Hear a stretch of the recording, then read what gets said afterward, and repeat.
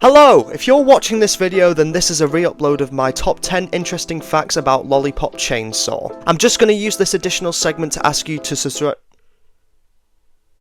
I'm just going to use this additional segment to ask for you to subscribe to the channel with notifications on. I am a horror themed channel, and if you want to see different types of horror media covered to you in the style of story format with a hint of narration and a bit of true crime, then stick around because your help makes this possible. This video was done at a time when I used to do top 10 videos, and if this is the type of style that you want me to do, then let me know in the comments below. But with that being said, I hope you enjoy the video.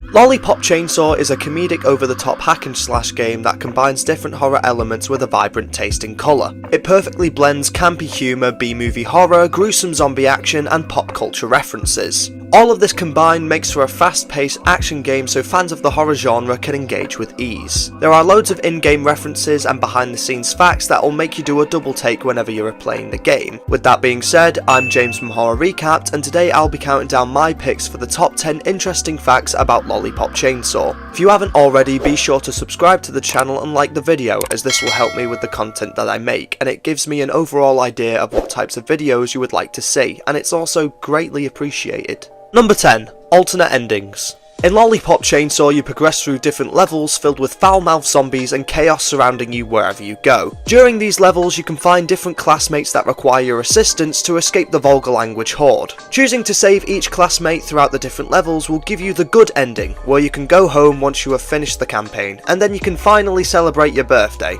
without your mom being turned into a zombie. Failing to save your classmates, however, or just choosing not to, will grant you with the bad ending, where you go home to a rather hungry mother and no birthday party to be greeted to. So, moral of the story, if you don't want your birthday to be ruined, help other people who are in need. Number 9. Unlockable chainsaw attacks. As you play through the game, you can collect different coins and medals that grant you access to different skins and items that can help you progress through the campaign. Some of these items consist of different attack abilities that can help you take down enemies with style. These attacks can help you in situations where you find yourself outmatched or cornered in different parts of the map. When purchasing a certain attack, it will give you the guide on how to activate the certain move. Some attacks already come as default skills, but with these added attacks, it will make you an unstoppable force. Some of these skills consist of Armadillo Spin, which costs 120 medals, Holy Chainsaw, which costs 500 medals, and the final Chainsaw Power Attack, which costs 350 medals, and so much more. Though it isn't required for you to purchase these skills, it will help you massively when you're needing to clean up the town as soon as possible, or if you want to speedrun the campaign. Number 8. Juliet's voice actor. In the game, you play as the whimsical and charming character of Juliet Starling, who is a big part of the game's humour and outlandish voice lines, but who is the person who truly brought Juliet to life? Tara Strong is a Canadian actress and voice actor that has provided so many voices for countless characters and shows that you probably didn't even notice. Not only has she voiced Juliet for this specific game, she has voiced characters such as Harley Quinn on multiple occasions, both in LEGO and cartoon, Raven from both Teen Titans and Teen Titans Go, Poison Ivy in Batman the Brave and the Bold, Timmy Turner in Fairly Odd Parents, and Ben 10 on multiple occasions, as well as Buttercup from Powerpuff Girls and so many others. Tara Strong's range is unbelievable, and it goes to show. With over 500 voice acting credits spanning television, film and games, there is no doubt that she is one of the best voice actors of all time. She provided us with Juliet's wit and humour that made us such a memorable protagonist and a key part of the game. Number 7. Each boss represents a different genre of music. As you progress through the different parts of the map in the campaign, you will come across boss fights that you will have to defeat in order to further progress through the story. These bosses are known as the Dark Purveyors, and each one of them are presented through different forms of music.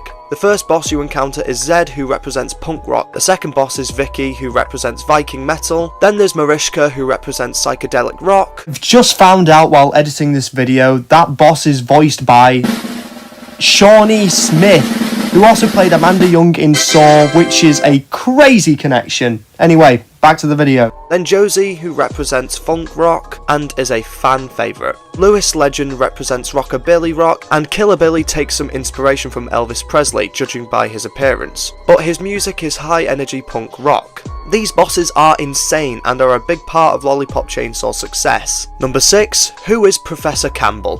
When playing through stage 1 of the game, Juliet brings up an old teacher she claims to have had some sort of crush on. Eagle-eyed horror fans know exactly who this is referencing. And in my biased opinion, I thought this was the best part of the whole game. Mr. Campbell is without a doubt a reference and a nod to an actor who also played a hacking slashing chainsaw wielding protagonist. This is obviously Bruce Campbell, who is known for his iconic role as Ash Williams in the Evil Dead franchise, and is one of my favourite horror movie franchises of all time. And just a heads up, this won't be the last time Evil Dead is brought up on this list, as there are countless nods to the franchise and just goes to show how influential it truly is. Number 5. Changeable skins. If you're looking to add some flavour to your customisable wardrobe or just looking for the right outfit to fit the theme of the level, then some of these changeable skins have got you covered. Not only can medals and coins purchase different attacks and items to help you heal, these different outfits can help you do it with style. There are over 20 outfits to choose from, so there is definitely a style for you. Some of my personal favourites are Band Girl, still not getting over the phase I had in 2020, the Clown outfit, Goth Girl, the Bunny suit, it's a spring lot in my mind, I can't lie, Space suit, China dress, and the best one in my opinion, the Ash Williams costume. We'll get back to that. With these outfits you can add your own personality to the game and really make it your own. Some outfits are designed to be worn with a corresponding level, but it's not mandatory. You can wear these whenever you want. Number 4. How long does it take to complete the game? When going back and playing the game you will find there is more to it than meets the eye. In order to fully complete the game you need to do the following. Play on hard mode rather than easy mode. This allows you to collect all 40 lollipop wrappers and help you encounter specific zombies that are needed to be killed to obtain certain trophies. All 40 lollipop wrappers must be collected and you can find these scattered across the 6 stages in the prologue and they will help you come closer to a stronger ending. You need to also rescue all 21 classmates. These guys can be found randomly during the main storyline and we've talked about them previously on the list. Purchasing all upgrades will not only make you unstoppable but also mandatory if you want to complete the game. To obtain all upgrades you need at least 5,020 medals to purchase all combos, which can be unlocked after beating stage 7. Once you have earned the good and the bad ending, you have fully completed the game.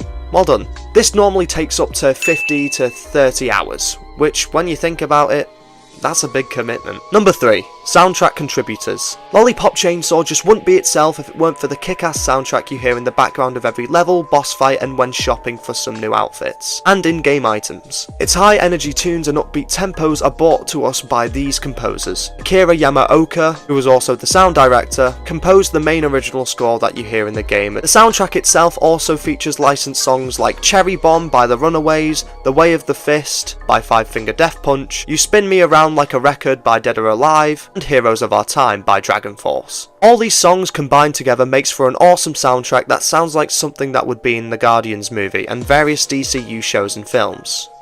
Number 2. Evil Dead references. Of course this needed to have its own segment because there are just so many. To start us off, after killing 500 zombies you will unlock the Groovy Hunter achievement, which is no doubt a reference to this specific scene in Evil Dead 2. Groovy. This specific scene has been parodied in pop culture countless times and notably a short horror film that I was in. We will get to that in April.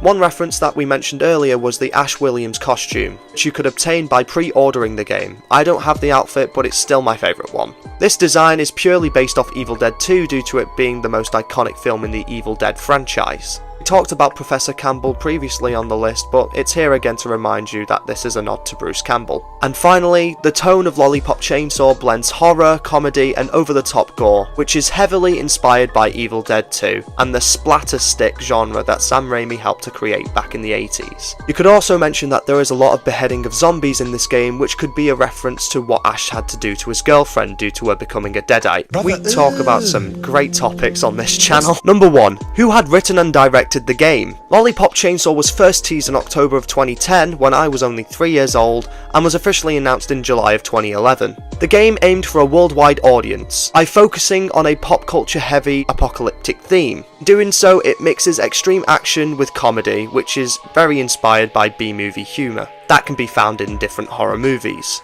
But who do we have to thank for this aesthetic and certain charm that brought the game to life? Well, we have no one to thank but Goichi Suda and Tomo Ikeda. These two had directed the game, and our writer is none other than James Gunn!